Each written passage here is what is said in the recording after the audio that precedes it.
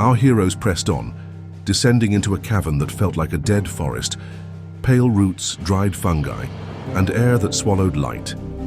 The passage widened into a round chamber with a sealed stone door. Talos set his palm to the script and let his eldritch sight take over. The meaning rose clear. This was the chamber of Vlindervolt, raised by her faithful when oaths still held as tightly as silk. It was not only a tomb, it was a prison.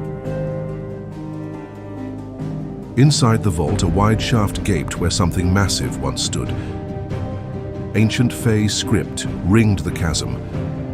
As they stepped near, the carvings flared green, and a vision seized them. A Fey goddess with outstretched wings battling a black Icoslick demon. The fight dragged long. The demon wounded her, tore her wings. She did not yield. She wrapped him in silk and will, cocooning both, a prison and a promise. When the light faded, each of them felt a quiet shift inside, a quickening power stirring in their souls. They found Torsten Oakvast tied and barely conscious. Then Ingo entered with a whip and a borrowed face, sneering at their presence. The fight was short and rough. The doppelganger fell. Torsten lived. By morning, they reported to Captain Farwind. The crisis was plain. Torsten recovered. The Ingo in town was an imposter.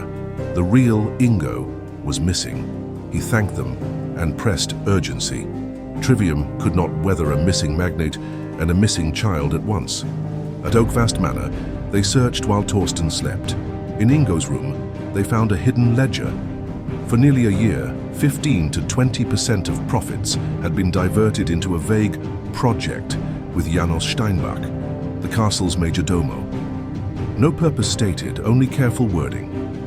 When Torsten woke, he recognized the name and swore to take it to the Count in the morning. They turned to the missing girl. Farwind pointed them to Bonnie Fanks, and an older case, her sister had vanished years ago under similar shadows. Bonnie, shaken, said her family once lived deep in the East Woods in a cabin. The word cabin matched Talos's vision. They set out. On the road, Jade Hand Bandits faked a stuck cart. The party broke the ambush and spared one. Quavis, son of Quavo. He swore the outside world hadn't heard from Trivium in a little over a year, and only the hand could slip the mountain mists.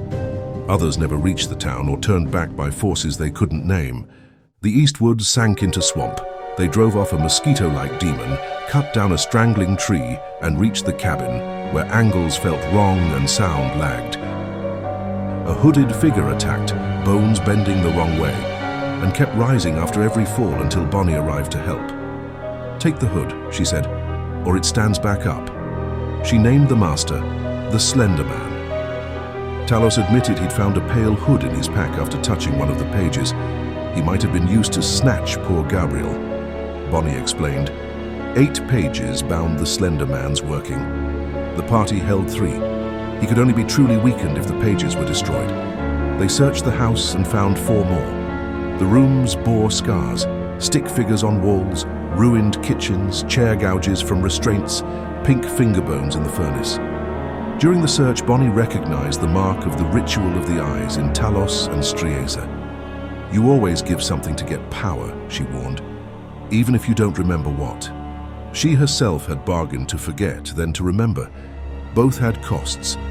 In the cellar, a diary told of a father who traded his child to bring back his wife, and fell instead to Vesmelda, the bloodied rose, 4th bride of the Scarlet King. She reaps children. He became her herald. As they found the 7th page, the Slender Man came. Heavy footfalls pounding closer.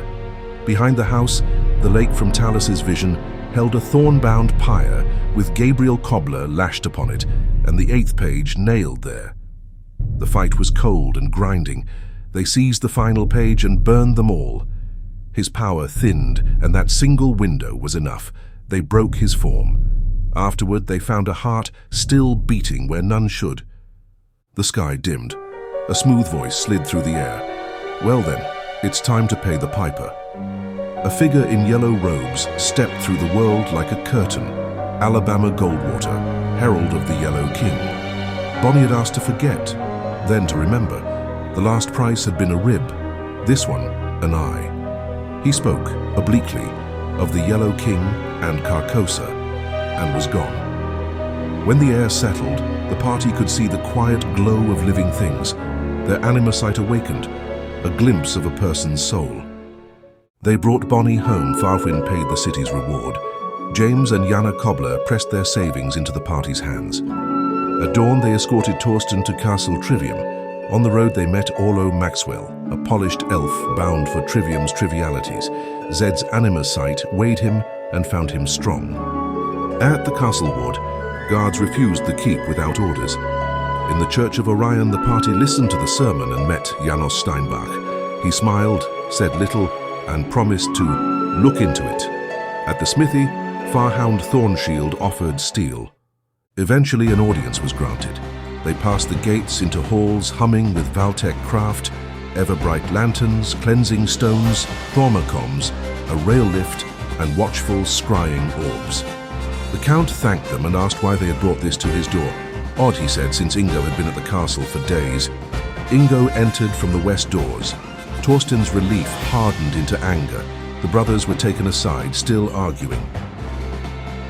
The Count offered them rooms and dinner. Access was not part of the courtesy. Jesse, the maid, guided them.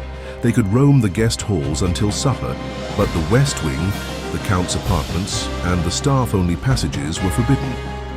Left to their own devices, the party began to explore a castle full of new machines and older secrets.